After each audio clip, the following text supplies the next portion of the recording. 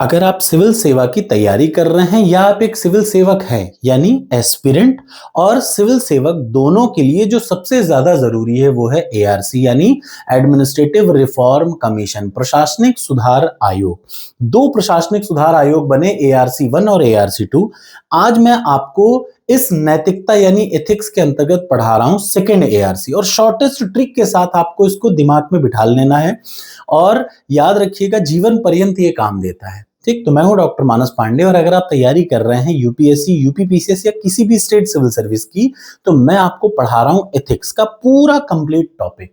उसी का एक पार्ट है एआरसी यानी प्रशासनिक सुधार आयोग, जो अक्सर एग्जाम में पूछा जाता है। प्रशासनिक सुधार आयोग पहली बार 1996 में आया और दूसरा प्रशासनिक सुधार आयोग बना 2005 में। आज मैं दूसरा पढ़ा रहा हूं क्योंकि सेकेंड एआरसी जो रिपोर्ट थी, ध्यान से सुन लीजिए, दूसरा प्रशासनिक आयोग कहीं ना कहीं नीति शास्त्र के बारे में बातचीत करता है, इस वजह से इस टॉपिक को मैं पहले पढ़ा रहा हूं। चलिए शुरुआत करते हैं। आपसे बस यही आशा है कि कमेंट बॉक्स में जरूर कमेंट करके बताइएगा कि वीडियो कैसी लगी। देखिए, 31 अगस्त 2005 को दूसरा प्रशासनिक सुधार आयोग की स्थापना हुई। 31 अगस्त 2005 को दूसरे प्रशासनिक आयोग की स्थापना हुई। अब कोई भी चीज की स्थापना होती है तो उसके पीछे रीजन होता है। प्रशासन में यानी एडमिनिस्ट्रेशन की एफिशिएंसी बढ़ाने के लिए, एडमिनिस्ट्रेशन में ट्रांसपेरेंसी बढ़ाने के लिए और एडमिनिस्ट्रेशन की अकाउंटेबिलिटी बढ़ाने के लिए। तीनों का मतलब आपको पता होना चाहिए। देखिए, प्रशासन में क्या बढ़ाने के लिए? सबसे पहला एफिशिएंसी, मतलब काम बढ़िया हो, तेजी से हो, उसका एफिशिएंट काम हो। दूसरा ट्रांसपेरेंसी, हर चीज पारदर्शी हो। और तीसरा जवाबदेहिता। इन तीन चीजों को बढ़ाने के लिए एक कमीशन बनाया गया जिसका नाम था सेकंड एडमिनिस्ट्रेटिव रिफॉर्म कमीशन। 31 अगस्त 2005 में ये बना। इसके जो अध्यक्ष थे यानी इसको जो चेयर किया था, जो कौन थे? वो थे वीरप्पा मोइली जी। कौन थे? वीरप्पा मोइली जी। और इनके अलावा भी इसमें 5 और लोग थे, जिनमें एक थी श्रीमती विनीता राय, जो इसकी क्या थी?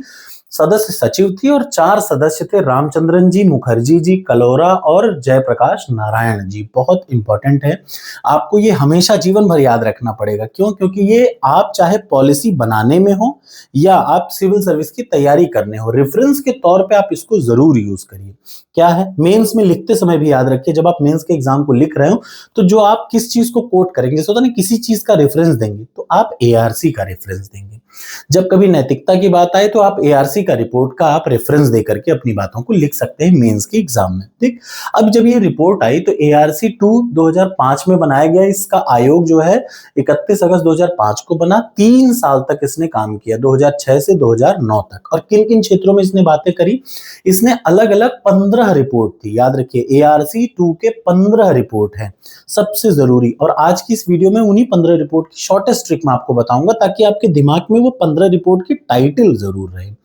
एक अधिकारी को ये जरूर याद रहना चाहिए। तो वो क्या है? 15 रिपोर्ट 3 सालों के भीतर में दी। वो 15 रिपोर्ट किससे संबंधित है? लोकल एडमिनिस्ट्रेशन से। यानी जब कभी स्थानीय प्रशासन की बात आएगी तो आप इसको कोटेशन, मतलब इसको रेफरेंस मान के बात कर सकते हैं। अगर क्राइसिस मैनेजमेंट, अगर आपको एकाएक कोई प्रॉब्लम फंस रहा है, क्राइसिस मैनेजमेंट का मतलब याद रखिएगा संकट प्रबंधन, तो भी आप इसका रेफरेंस दे सकते हैं। ई गवर्नेंस में आप इसका रेफरेंस दे सकते हैं। और इस वजह से ये बहुत जरूरी है। तो चलिए, मैं 15 रिपोर्ट कौन कौन सी थी उनकी शॉर्टेस्ट ट्रिक बताने जा रहा हूं आपको। याद रखिएगा, ये 15 रिपोर्ट बहुत इंपॉर्टेंट है। तो 15 रिपोर्ट की शॉर्टेस्ट ट्रिक है क्या?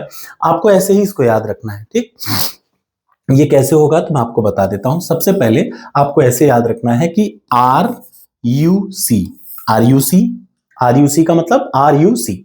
उसके बाद फिर आपको लिखना है ई पी एल सी सी।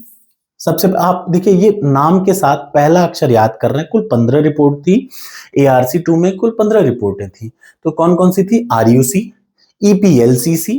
ठीक, आर यू सी, ईपीएलसीसी। उसके बाद आएगा एस आर पी सी, मतलब लास्ट में अधिकतर देखिए सीसी ही आ रहा है। तो R U C, EPLCC, S R P C और लास्ट में ओएसएस। ये 4 नाम आप 4 ऐसे याद रखिएगा, आर यू सी, ईपीएलसीसी, एसआरपीसी और ओएसएस।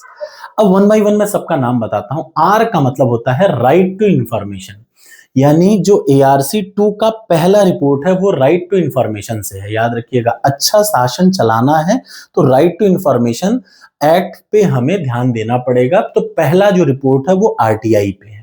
दूसरा रिपोर्ट, यू का मतलब अनलॉकिंग ह्यूमन कैपिटल, सबसे इंपॉर्टेंट। तो पहले मैं नाम बता देता हूं, आपको पहले यही याद रखना है, इन सब के 15 नाम, चूंकि आप अपने आप से याद नहीं कर पाएंगे तो बेटर है शॉर्टेस्ट ट्रिक के साथ याद करिए। आर का मतलब आरटीआई, यू का मतलब unlocking human capital, unlocking human capital यानी मानव पूंजी को अनलॉक करना। तीसरा सी का मतलब क्राइसिस मैनेजमेंट, सबसे इंपॉर्टेंट, क्राइसिस में एक झटके में कोई प्रॉब्लम आ जाए तो उसको कैसे मैनेज करेंगे, आरयूसी। ईपीएलसीसी, ई का मतलब एथिक्स इन गवर्नेंस, इसी वजह से आप इसको पढ़ रहे हैं इस टॉपिक को इस चैप्टर में, क्यों? क्योंकि एथिक्स इन गवर्नेंस की बात कहां पे की है, सेकंड एआरसी रिपोर्ट में करी है, यानी शासन में नैतिकता। तो ई से एथिक्स इन गवर्नमेंट, पी से अगला आएगा, पी का मतलब पब्लिक ऑर्डर, ठीक, अगला क्या है, पी से पब्लिक ऑर्डर। एल से लोकल गवर्नेंस यानी स्थानीय स्वशासन।